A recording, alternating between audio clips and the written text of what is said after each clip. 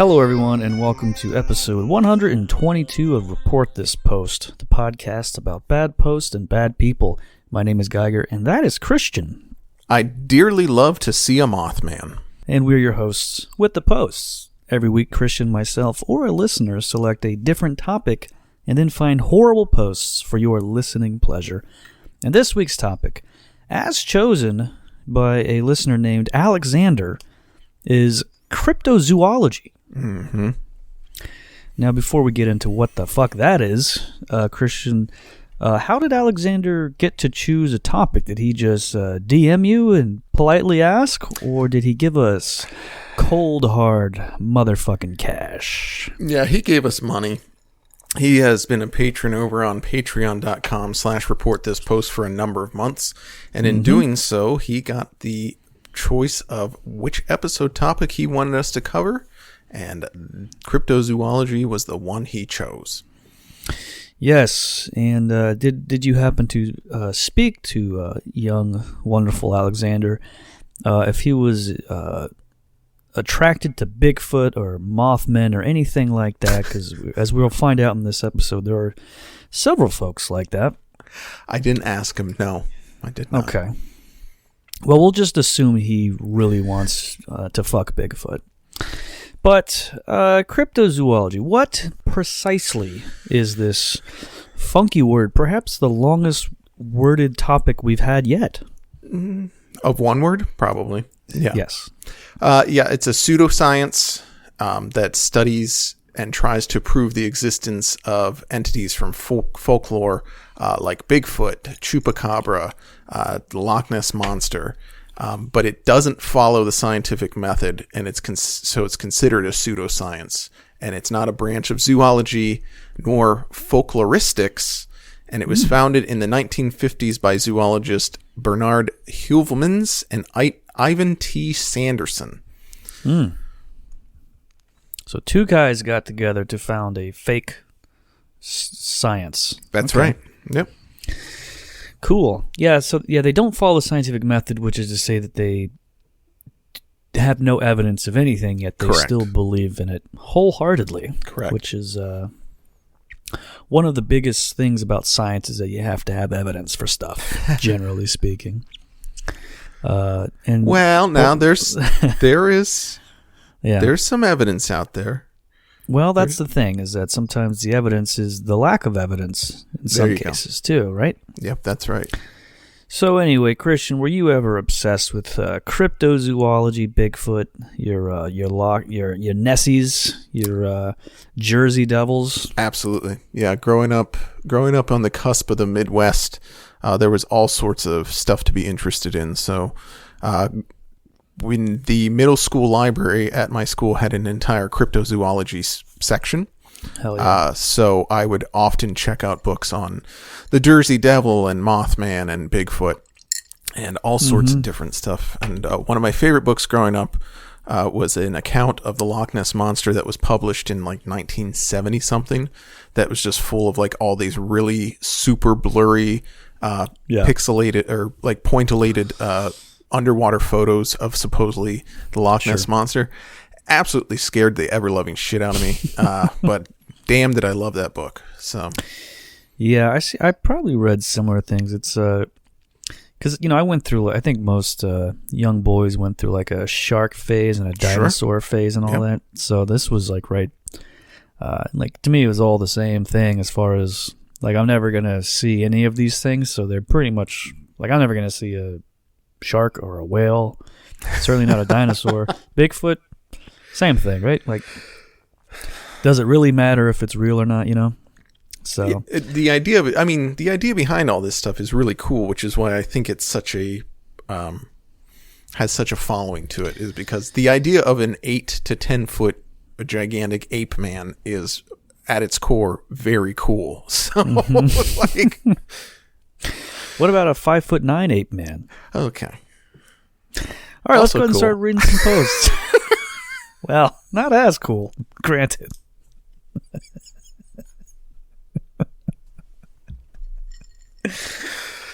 All right, well, speaking of ape men, user Lori Lancaster posted this on our Bigfoot over on Reddit. Anyone else fantasize about being abducted by a Bigfoot? Mm-hmm. Alexander does, as we know. Okay, that's going to keep coming. Ever since I was a kid, I've heard my dad talk about his brief, terrifying encounter with a Bigfoot creature back in the woods behind our house. That story petrified my sister and me. My fear turned to curiosity as I got older. One day, I realized that if a male Bigfoot is similar to a human male, he would have certain quote-unquote urges and desires. I couldn't stop myself from wondering what would happen if a teenage girl like myself happened upon a similarly quote-unquote curious male Bigfoot. Anyway, I have spent a lot of hours roaming the woods trying to find out. So I went to Lori's profile over there on Reddit and found out that she's active in the following subreddits. R Bad Dragon, which is a dildo subreddit. R Pegging. R Strap On. And R BBC Sluts, where she left this comment. I'm really tired of clicking on BBC videos and it's just BC. Come on, people. Just because it's black doesn't mean it's big. This one is average at best. And that was left on a porn gif.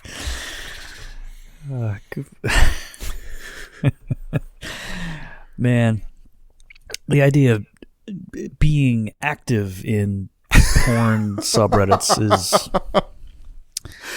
Hey, Lori, how you doing? That's long. I haven't seen you. Hey, Lori's back. Lori Landcat. That's her full name? I'm assuming so, yeah. I'm curious what the BC that she saw. I would like to see just how unbig it is compared to to mine. I mean, look, if she's wanting Bigfoot to take advantage of her, like, yeah, she's looking for she's big. A size queen, old Miss Lancaster. Who Lori Land? That sounds like a sixth grade teacher. And like, imagine a kid like, oh, I remember middle school with Miss Lancaster. Look her up and see what she. Oh my God! No. Wow. No wonder we did that. There's a lot of Lori Lancasters here on lesson plan. There's a lot of Lori Lancasters on Facebook. Wondering if I can skew my search a little bit here. Look, yeah, I'm looking up Lori Lancaster Bigfoot. Not a lot here, but no, too bad. Something on Pinterest, which worst website on the planet. Well, speaking of the old big boy, I found a video on YouTube of a blurry Bigfoot sighting, as they all are. But what was most interesting was this comment left underneath. Okay, ready? I was about to commit suicide. I had nothing going for me and no reason to live. Then I decided that with my last day on Earth, I would go uncover the truth about Bigfoot. Because I really believe he's real. Out in the wilderness, I ran into a woman who was also looking to find him, and we got to talking. Fast forward 6 months, and we are now happily married, and it turned my life around completely. Had it not been for Bigfoot, I'd be dead. He saved me and gave me a beautiful, loving marriage. Therefore, Bigfoot is real. Which, again, scientific method-wise, is not the best conclusion to that experiment, but... 6 months. Yeah, so I'm gonna step out of character here for a minute and say that this is kind of a touching story, if not slightly alarming at the speed of which they got married. But you got to think, if you're a suicidal guy who the only thing that's going to keep you from blowing your brains out is if you see Bigfoot and you just stumble upon a woman who's also looking for. I mean, come on, you strike while the iron's hot with that one, I guess. So yeah, I guess that's technically true, but I also think it's very pathetic. Now, 6 months happily married after meeting in the woods. I just feel like it's too soon to call it a beautiful, loving marriage, because what's the longest they waited? So, in other words, how long have they actually been married at this point? Oh, who knows? So let's just say a month, right? Okay, just to give them the benefit of the doubt. So 5 months after meeting, they get married. It's not enough time to know how beautiful and loving it is. But I would also say, to play devil's advocate to myself, that these people are probably just crazy enough for it to work. So, yeah, probably. That's the thing. Can only imagine the various smells that emit from their home at any given time. Constantly cooking up stew for some reason. They're big soup people. I bet it smells like Bigfoot's dick. Remember that from Anchorman? Yeah, I do. Classic movie. Boy, yeah. I love and references. Speaking of Bigfoot's dick, okay. Hair Aquarium posted this to our Bigfoot: the male Bigfoot's penis.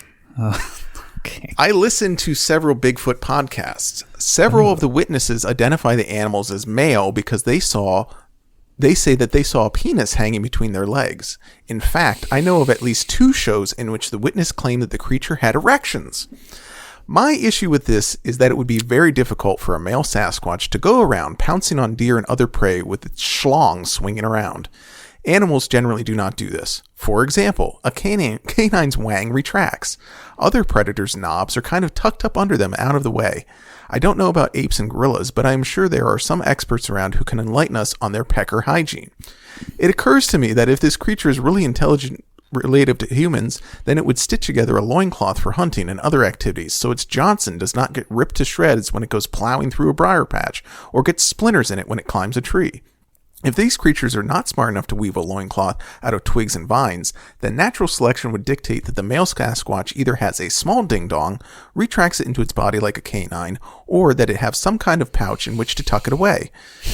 Are we to conclude that Bigfoot encounters that feature the animal having a hard-on are false? Personally, I think Bigfoot generally have small penises, but perhaps the dick gene is allowed to pass from generation to generation because it enables certain individuals to be the alpha males of the tribe, the breeder males, or studs. It could be part of some social hierarchy in which the big dong rules the clan and the little eunuch animals hunt for food and serve as guards. It is my conclusion that large pendulous cocks and Bigfoot do not go together. If these animals exist, and I believe they do, I think that they generally have small genitalia. But perhaps there are mutations out there, or that the large whetting tackle gene has not been eliminated yet through natural selection. I don't know. I do know that I tend to be much more skeptical of eyewitness reports in which it is claimed that the animal is sporting a great big shanker. Boy, that was tedious. Oh, man. How many synonyms for penis throughout there? That's pretty good. That guy is very proud of himself. Several Bigfoot podcasts, huh? Yeah, more than one. Yeah. Yeah, that's several too many, I would say. What?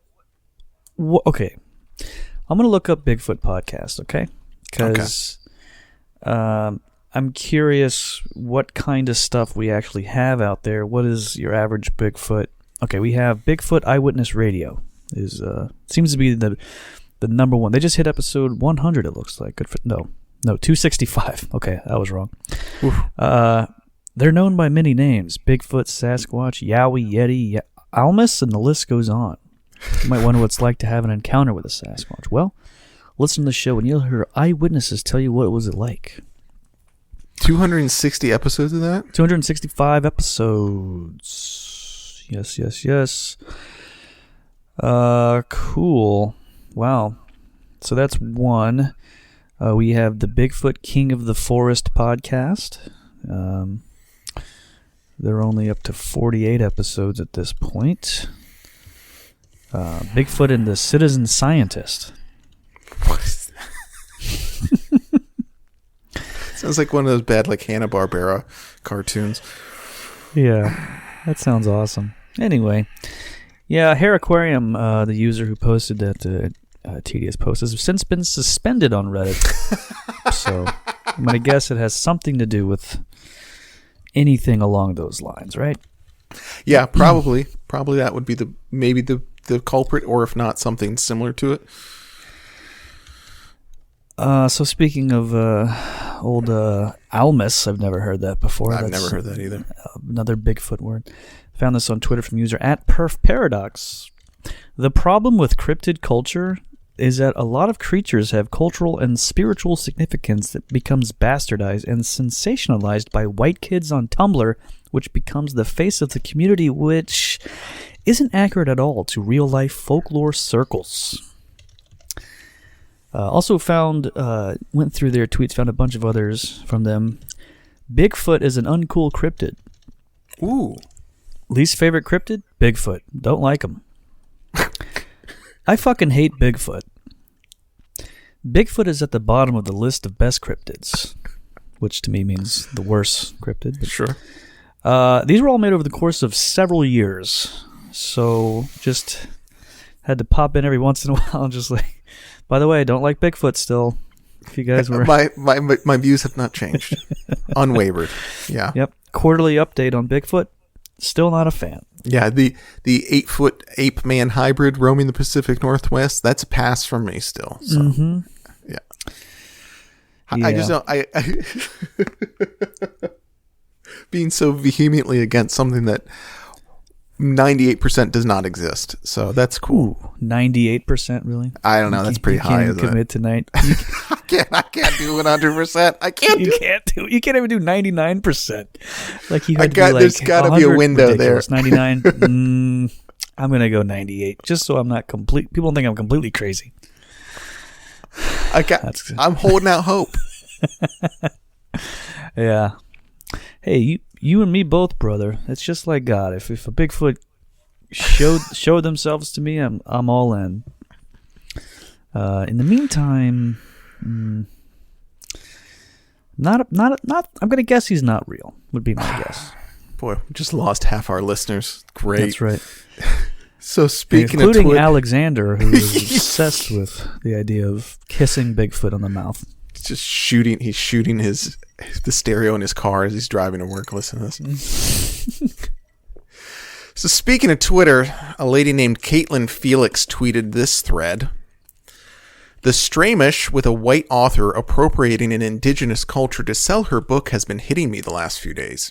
It's just extra super duper confirms how much white people, myself included, still need to learn and work to learn. 10 years ago, I wanted to write a book about my favorite Mexican folktales / cryptids, La Llorona, El Chupacabra, etc. I love these stories, grew up with them. I'm from El Paso, Texas, adopted by a Mexican-American man. I feel culturally Latinx. Language, food, Latinx. Language, food, experiences, etc. But I am not Latinx. I am not Mexican-American. I'm white, mostly able-bodied, cisgender. In my naivety or ignorance, I wanted to take these special folktales and share them with the world, to share their beauty, their terror, their resonance. But they aren't my stories to tell. If I wrote those stories, even if I could reasonably claim that they were my own to tell, I would be taking a spot on the stage, a platform, and a voice away from a marginalized author. And the thought of doing that makes me sick. But only because I went out and learned why. Appropriation doesn't always look like appropriation. Good intentions can do massive harm, which is why it's so important for white people to keep doing the emotional labor to learn and grow and make space for all voices that aren't our own. Mm-hmm. So after all that she decided to write out on Twitter, she got 0 faves and 0 retweets on any of those tweets. Brutal, but awesome. How much of a goddamn fucking blowhard, massive ego idiot do you think that if you were to, as a white person, to write a book about chupacabras, it would do massive harm to communities or whatever the fuck you're talking about? I don't want to be taking a spot on the stage. What stage are you talking about? That famous stage of Latinx writers that write about La Llorona and Thunderbirds and whatever else. Yeah. There's like, you would write a book, you would send it to a publisher who would barely care enough to even publish it, and you would get like $250, And that would be the end of the stage process for you or anybody. God. Yeah.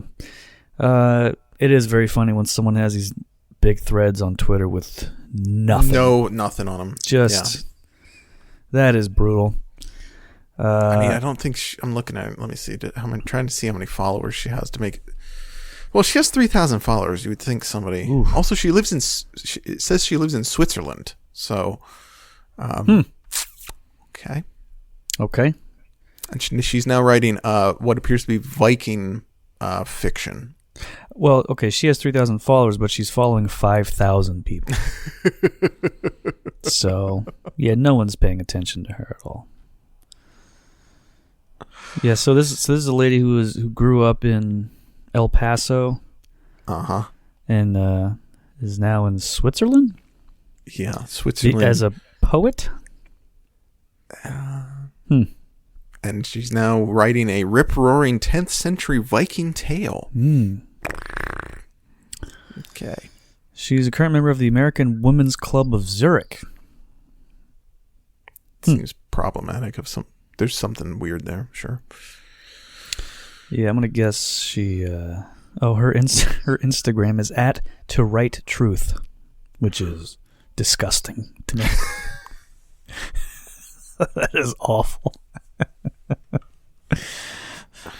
Oh, glad no one likes her. Hey, speaking of liking people, go to patreon.com/reportthispost where you can prove that you like us by giving us $5 a month, where you'll get this episode in full, plus all the other episodes in full, plus bonus episodes every week. And if you glom on long enough, like our friend Alexander, you can pick a topic for the show. So go ahead and do that, folks. If you don't, you're a coward. So, found a piece of art titled Beware the Mothman, posted on furaffinity.net, the website for furries, which we talked about back in episode 49, I believe. Wow. Whole episode dedicated to furries. This wonderful work of art was made by user The Rammers Cafe, and it features an extremely busty woman running from the Mothman. Caption says this: Shelby better be careful. There's danger that creeps about. And user Sponder added, I'll have to fuck both of them, I guess. And the Rammers Cafe responded to that. You want to fuck the Mothman? To which Sponder said, I fuck everything here, my boy.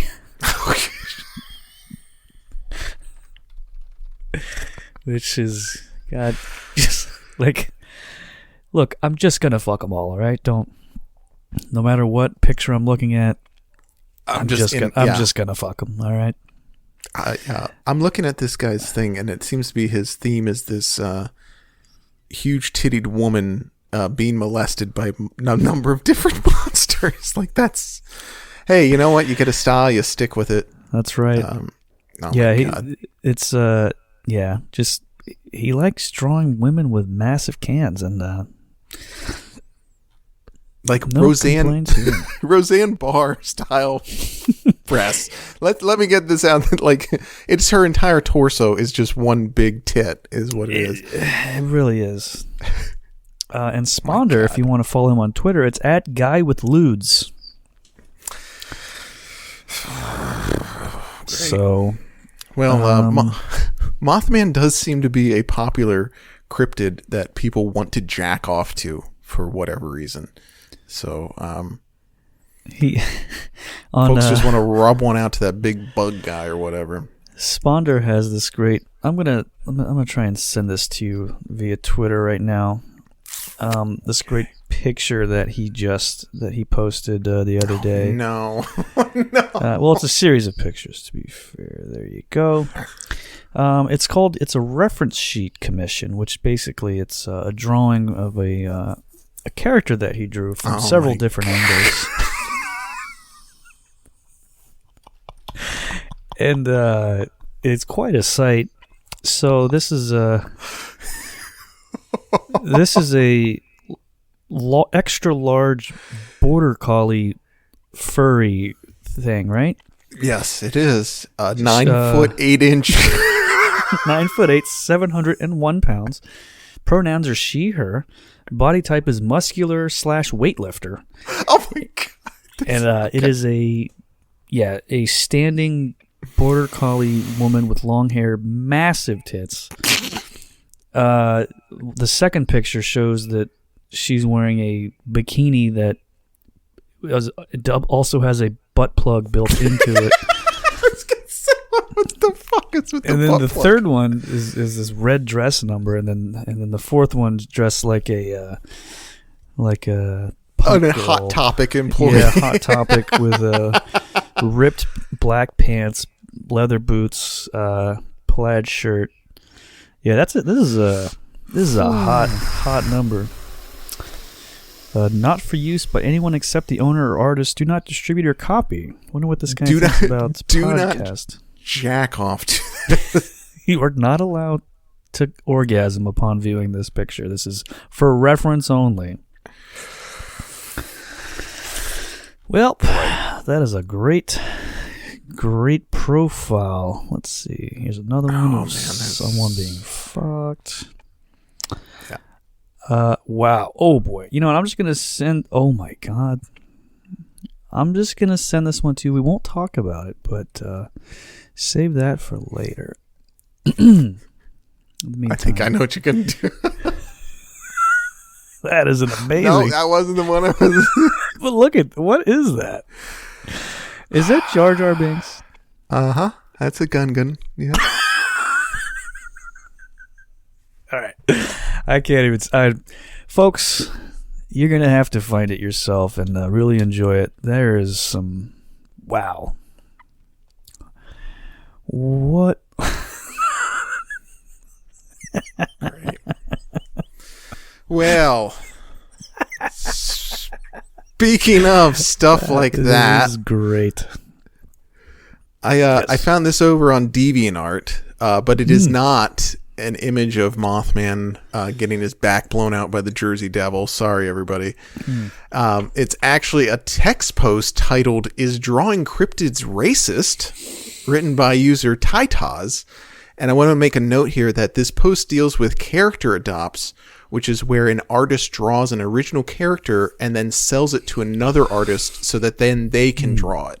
Gotcha. Really weird. So, due to a lot of the comments in my latest Wendigo Adopt, I feel like I need to make myself clear on some things on how I feel. And not to be rude or anything, but it is not racist to purposely misinterpret a cryptid out of inspection for artistic freedom. As an artist, I feel I can pretty much draw whatever I want, regardless if anyone likes it, because I love drawing. It's what I do, and personally don't like others telling me what I can't draw this or that because of an opinion. Now telling me I'm racist and disrespectful for making an adopt for the purpose of profit on a misrepresented cryptid is a bit much, and to be honest, rather rude in and of itself. There are so many other adopts that are based on cryptids. Werewolves, fae, centaurs, anything under the sun there is an adopt on it. And not all are spot on representations of them, and that's the beauty of art. It can be anything you want. But I also don't see them getting hollered at for misrepresenting the creature or being disrespectful of the native people. My Wendigo adopt should be no different. So, tell me, is it racist to sell cryptid adopts? And I'm talking all cryptids, because picking just one would be a bit weird. And Evo Doka replied, "Wait, what? How is drawing a cryptid racist? It's just a make-believe creature. I imagine if I drew a Yeti in blackface, then it could be a tad racist, but frankly, I don't see many people do that at all, so how is it racist to draw a cryptid?" And the OP responded, "I mean, I've seen a Yeti drawn with a black face, but I don't think it would ever see people freak out over it. The black skin would help absorb heat, and the white coat would be for camouflage. It's an interesting concept." I agree. So this that is DeviantArt a person fun concept. doesn't even know what blackface is. But they man, literally just imagine. Imagine Harry from Harry and the Hendersons, just blackface, red lips, just running through the streets of Seattle, wherever they were. Yep. Yeah, great movie, by the way. Watched that a lot as a kid. It was in the rotation. Oh, for sure. Also got that at the library. Yeah? Part of my research. Yeah, part of my research. So you just had like a whole trip, a whole Bigfoot trip figured out, huh? I had a Harry and the Hendersons. I might still have it, actually. A plush doll from that movie. Oh, boy. Of John Lithgow? Yeah.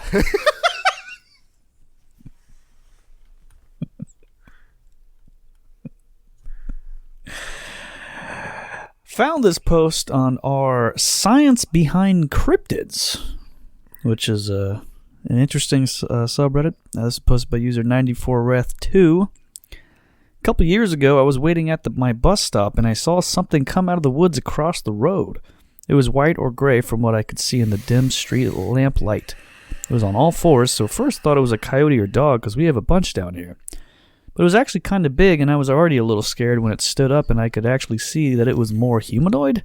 I have bad eyesight, so on all fours and hunched just looked like a big skinny dog or something. But upright, it was clearly arms and then legs.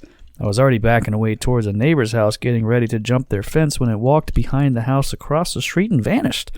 I only say vanished because there's a tall fence along the backyard of that house, so unless it jumped over, then I would have seen it walk out the other side of the yard. So does anyone know what it could be? No real good answers on that, but I did look into their posting history, and I found two very other interesting threads that they started over on Reddit. My mom lifted my shirt up all the way and grabbed my tit in front of the family.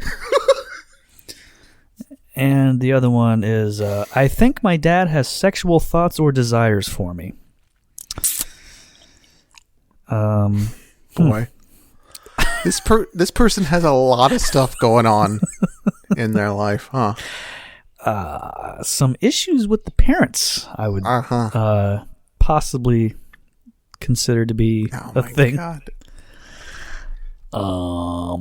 Yeah. What? Just hang out with the fam. Your mom just walks up and lifts one of your tits out. What the fuck? There's some stuff missing from probably everything here. Yes, yeah. She's seen saw some sort of skinwalker creature or something. Yeah. But also saying, I have bad eyesight. It's like, okay, so it's probably just a dog, right? You just saw or it's just an old guy picking up trash wearing like a tan jumpsuit, and she's like, "Oh my god, it's the dog man of Illinois." I knew he was real. I'm gonna guess this is a little more southern than Illinois, based on with the both parents wanting to fuck me thing. Oh, that's terrible. That's no good. It's really no good. It's actually bad. Yeah, that's not good. I don't know what to say to that. I think you say, good luck. Good luck. Hope your mom doesn't dump your tit out again wherever in the middle of Walmart or whatever. So have fun with that. Ooh. So a guy named Frank Fish, whose profile states that he studied at Mothman University, posted this to the Mothman Contact Group over on Facebook. Thank you to all the people who are open and curious who have joined this group. Mothman is an enigma. Maybe it's all rubbish? Maybe there's something profound in the human experience where such entities throughout known history appear, haunt, and guide us? Who knows? And a guy named Tony Hatton responded, he is an omen of death and disaster, not a superhero. So he spelled superhero wrong. Mm-hmm. To which Frank replied, who knows? So then Tony tagged Frank and commented, I lived in Point Pleasant TNT area. The building where the Mothman was supposedly supposed to live was at the end of my street. I drove or walked by there every day and was inside the building several times, but never seen him. The TNT area was very creepy. I walked in it all the time, always armed. I have heard many stories from the local people. They all believe he is an omen of death. But, like you say, who knows? He may be a nice guy. Yeah. I guess he might be, yeah. I don't know a whole lot about Mothman. I remember I watched the Richard Gere movie like 15 years ago or something like that. Mm-hmm. So what is this Mothman guy's whole thing? What's he about? Mothman was there in Point Pleasant, which is it Tennessee or Virginia? I always get that mixed up. But supposedly what happened is he started appearing, West Virginia.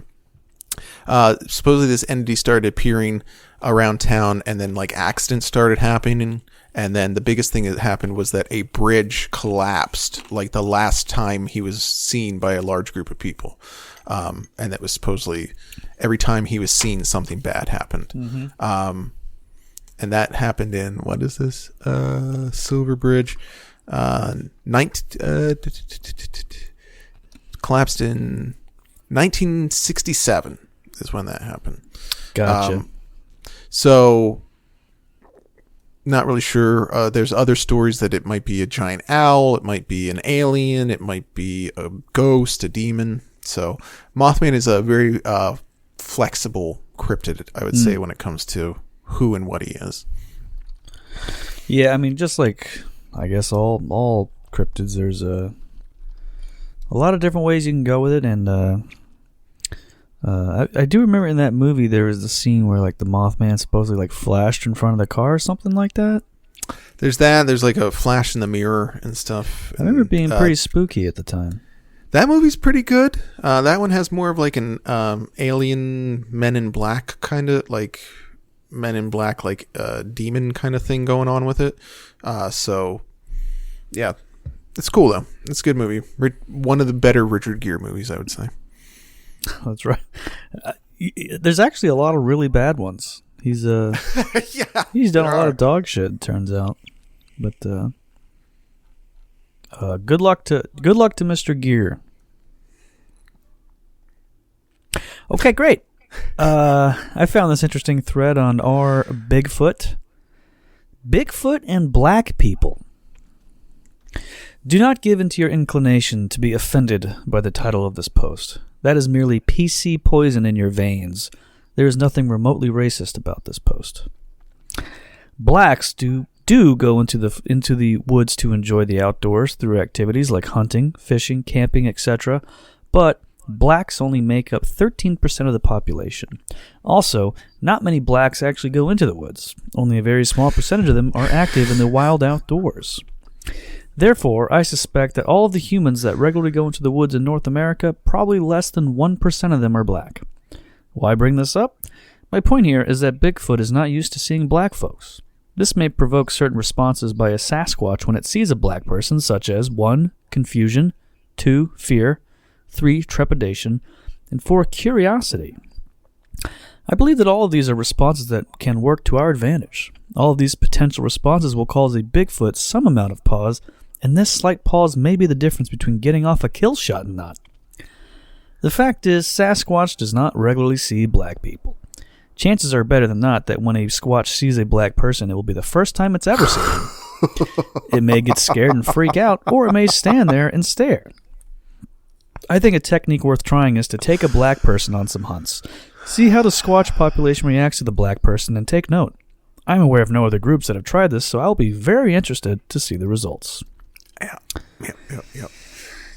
Don't have the results from that Squatch black bring your black to Squatch hunt day. Taking my one black friend into the woods with me to desensitize Bigfoot to people of color. Yeah, just like. Yeah, that's. Hey, Jerry in accounting. I know we haven't really talked much, but do you want to go hunting with me? And the guy's like, "What the fuck? No." No, hear me out. It's for science. I want to see if you can attract Basically, you're going to be bait for me, and so I can shoot a Sasquatch. Either I don't know if Bigfoot's going to be scared by you or more comfortable. I don't know quite yet. I'm still working out the kinks. Yeah, he may murder you. I don't know. I don't know. Yeah, that's okay. Yeah. All right. Hey, got nothing else going on this weekend. Let's give it a shot. God damn. Yeah. No follow up to that, so we may never know. But if anyone else out there wants to do some research, do it. Then take your one black friend. Yeah, call into the show. One black friend we all have. Let us know how it goes. And that'll do it for this week's preview of the full episode of Cryptozoology. Of course, the full episode is available over on patreon.com/reportthispost. $5 a month. you get the whole episode, plus every other whole episode, plus bonus episodes every goddamn week. The posts never stop, folks. People will never, ever stop posting, ourselves included. Just a reminder, you can follow me on Twitter at Irish First Slaves. You can follow Christian on Twitter at TS Steinbacher, or whatever the hell his last name. I never remember his actual last name. I think I even have, in my phone, I have his last name spelled wrong, and I never even bothered figuring out what it is. It's some weird German shit. Who cares? ReportThisPost.com is the website, newly renovated. I made the entire thing in HTML in Notepad using knowledge that I learned over 20 years ago.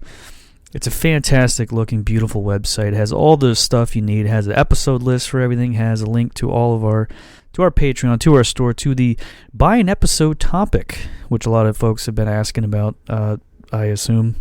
Not to us directly, but I'm sure they've been asking someone. Anyway, have a great day.